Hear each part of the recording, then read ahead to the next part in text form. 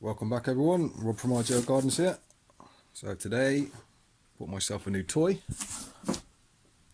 Got STIHL HS86 blower vac. I thought I'd fancy a brand new one.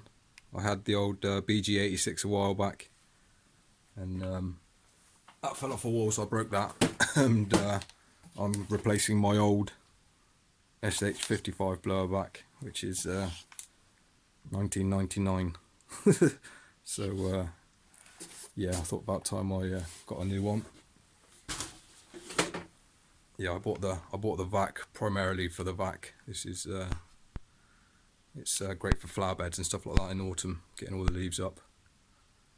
So let's do a little bit of an unboxing for you. So you've got your elbow there,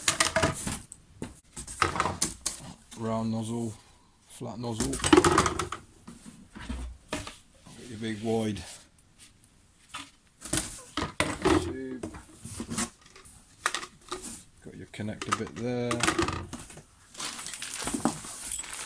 the bag, your other bit for the big bit.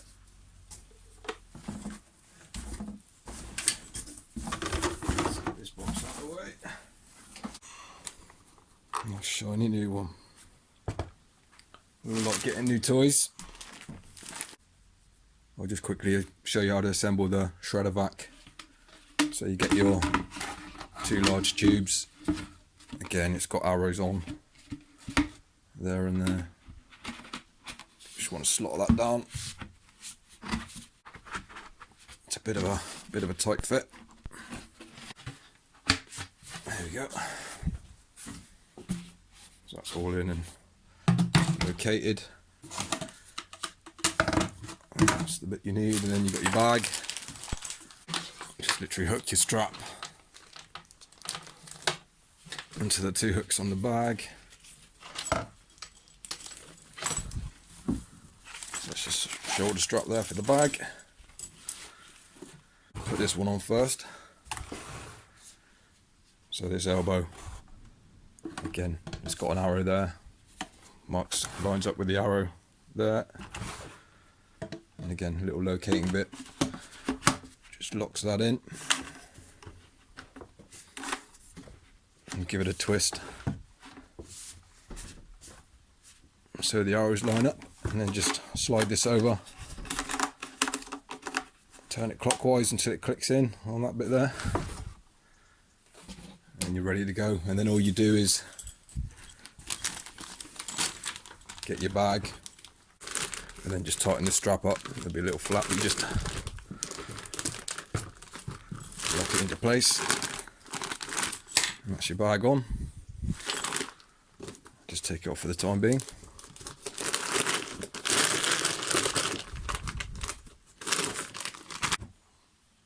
So to attach your large suction tube, you just put your screwdriver down the middle of it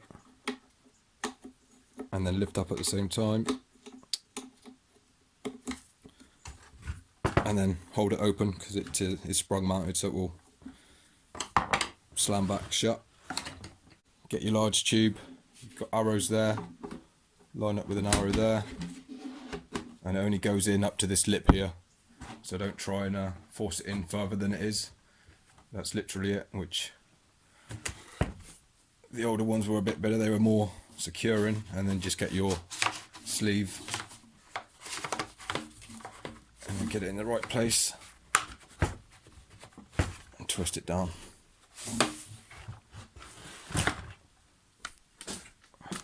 And that is it, all set up.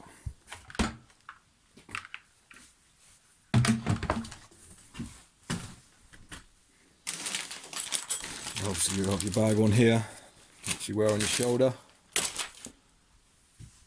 And then how you hold these is your top handle, throttle, and your left hand will be down on this bottom one. So yeah, very simple to, you've got arrows there. There'll be an arrow on the top here as well. So you just insert it so the arrows line up straight. That's a little locating bit there, look. And then just slide that over the top and then give it a turn. Locks into place. If you want to take it off, just push this little white tab on the top, give that a twist counterclockwise, and you can pull it off again. So then choose which nozzle you want on. I'm going to put the flat nozzle, I prefer that. It's got little channels there. There's a little knob there. So you just line it up with the channel and then twist it, so then it will lock into there. Twist it off, and again, if you want to make it shorter, just slide that knob all the way up to that one. So slide it all the way down. It's a bit stiff, so I'm not going to bother doing it because otherwise you'll see me struggling. So yeah, next time you see this, I'll have it out and give it its first fire up, and then most likely it's going to need a tune, because most of these things from the factory need a little bit of a tune, in my opinion anyway, for how I like to run them. Alright, so I've just put some fuel in. As you can see, the primer bulb is empty, so I'm not cheating. This is its first fire up. So we'll give the bulb a good 7 or 8 pumps till we get some fuel in there, and then your choke lever all the way to the right, and let's give it a fire up.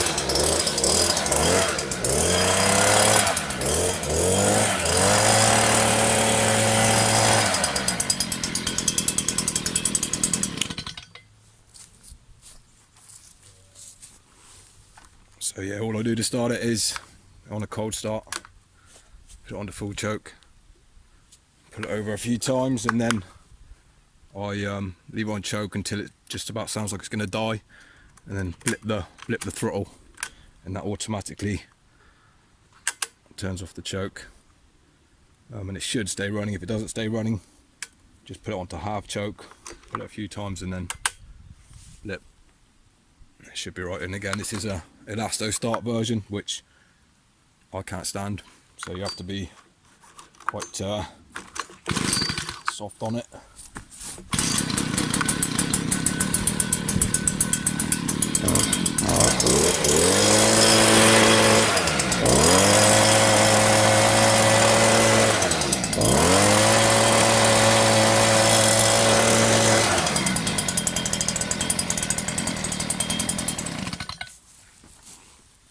Things I look for with new ones with regards to tuning is throttle response.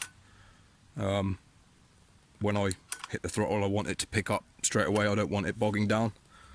So if this one's actually not too bad, which is surprising because most of them are always a bit lean, sorry, on the low jet.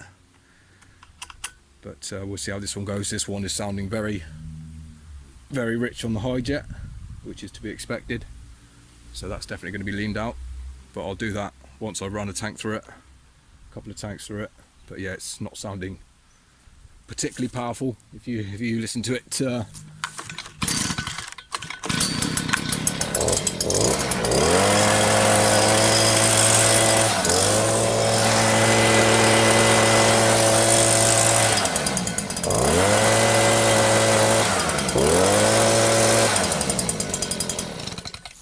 So the the throttle response is pretty good, but yeah, just the top end.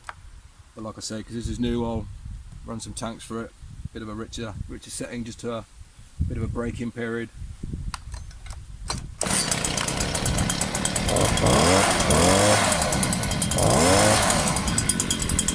A fraction of lean on the low jet, I'd say it's not quite fully picking up. It's a bit hesitant to start with. So like I say, if you do get new equipment and, you know, once it's a little bit warmed up, you shouldn't have to wait too long for it to warm up.